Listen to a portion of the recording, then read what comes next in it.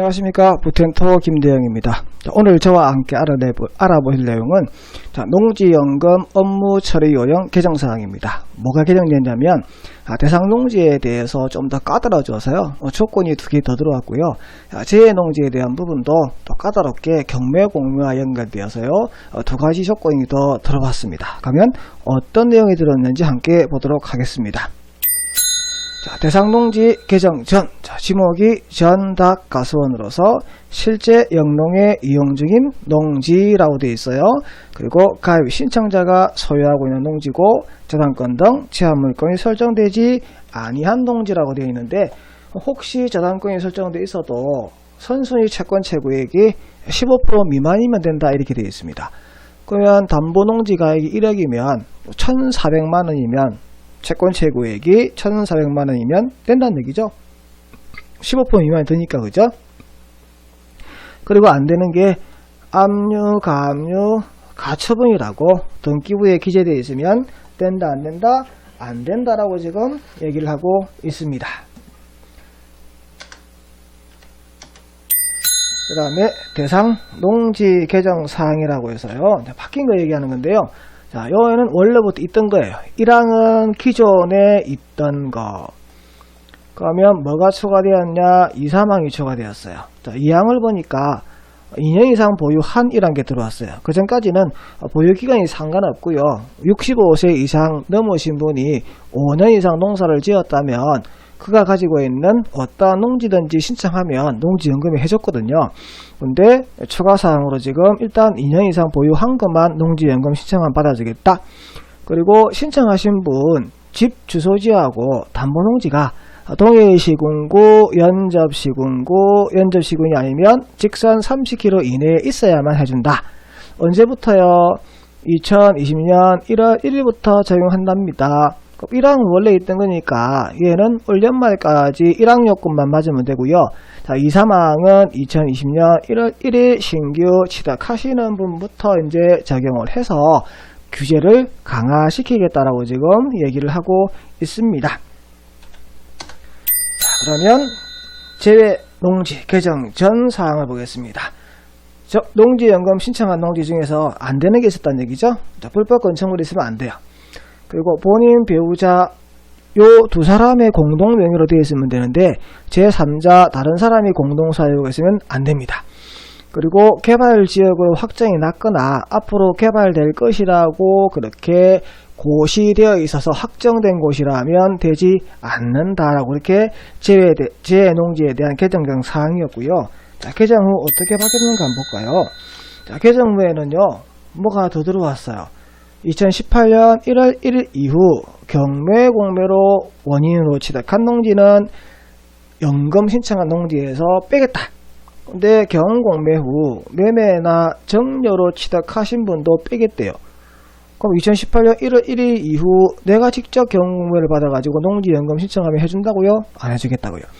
2018년 1월 1일 이후 홍길동이 경공매 받은 걸 김길동이 사가지고 신청하면 해주겠다고요? 안 해주겠다고요. 그러면 경공매 받은 건 다 안됩니까? 물어보니까 된대요. 다만 단서 들어왔어요. 2년 이상 보유하시면서 동해시군구, 연접시군구, 직선거리 30km 이내에 있는 농지면 받아주겠다. 그럼 쉽게 얘기하면 2년 이상 보유하면서 이 요건을 갖추면 되니까 경공매로 받은 농지라고 다 안되는 게 아니란 뜻이죠. 이거 언제부터 시행한다고요? 당장 다음 달 11월 1일부터 시행합니다. 이렇게 되어 있는 겁니다. 그럼 다음 달부터 신청하게 되면 경공매 농지 같은 경우에는 2년 이상 보유하지 않았으면 안 받아주겠다는 뜻하고 동일한 거죠. 자, 농지연금에 대해서 궁금하시면 어디 가서 알아보면 되느냐? 네이버나 다음에서 농지연금이라 치시면 됩니다. 그러면 이 주소로 찾아가게 될 거고요. 여기 있는 이 화면이 나올 겁니다. 이 화면상에서 농지연금이라고 여기 있죠? 이거 클릭하시게 되면 일로 들어가면은요, 농지연금 신청한 기본적인 사항하고 개정된 사항들을 다 볼 수 있습니다. 자, 그러면 끊지 마시고요. 계속해서 칠판에 설명하는 동해시군구, 연접시군구, 30km에 대한 설명이 따라 나오니까요. 그것까지 마저 보시면 완벽하게 이해할 수 있을 겁니다. 안녕하십니까. 부텐토입니다. 앞에서 설명드렸던 동영상 내용 중에서 동일 시군구 연적 30km를 제가 칠판으로 설명을 드린다고 했습니다. 그러면 창원시에 농지연금을 신청하시는 분이 거주를 한다는 전제 조건을 한번 그림을 그려봤습니다. 자, 그분이 여기 사시고 여기에 농지가 있다 그러면 동일 시군구이기 때문에 해당된다는 뜻입니다. 여기 지금 구로 나눠져 있지만 이 구의 구청장은 선거로 뽑는 구청장이 아닙니다. 즉 자치구가 아니기 때문에 구로 나눠져 있어도 하나의 시를 보기 때문에 이분이 진해구에 사셔도 창원시의 다른 구에 있는 농지 같은 경우에는 동일 시군구이기 때문에 문제가 없습니다. 그러면 김해시는 해당이 되느냐? 자, 김해시는 창원시와 같이 붙어있는 연접입니다. 그래서 신청하신 분의 주소지가 창원시 진해구이고 농지가 김해시에 있다면 연접이기 때문에 가능하다는 뜻입니다. 그러면 부산에 만약에 농지가 있다 라고 가정하게 되면 어떻게 되느냐? 자, 부산 같은 경우에는 창원시하고 붙어있는 구가 있고 붙어있지 않은 구가 있습니다. 자, 부산 강서구 같은 경우에는 창원시와 붙어있기 때문에 신청하시는 분의 주소지가 진해구이고 농지가 강서구에 있다면 연접입니다. 그래서 담보농지로서 농지예금 신청이 가능합니다.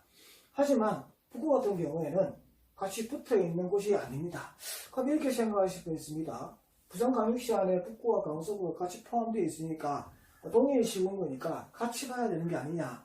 자, 창원시는 구를 하나를 봤는데 부산시는 왜 같이 보지 않느냐. 이유는 부산시의 구청장은 선거로 뽑는 자치구청장입니다. 즉 구별로 하나의 시와 동일하기 때문에 북구 같은 경우에는 창원시와 한 군데도 붙어있지를 않습니다. 그래서 연접이 아닙니다. 그러면 안 되느냐라고 물어보니까 방법이 하나 있긴 있었죠. 어떤 방법?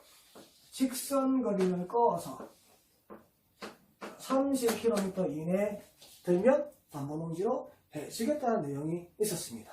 그래서 칠판으로 그림과 함께 살펴봤습니다. 지금까지 북텐토 김대영이었습니다. 감사합니다.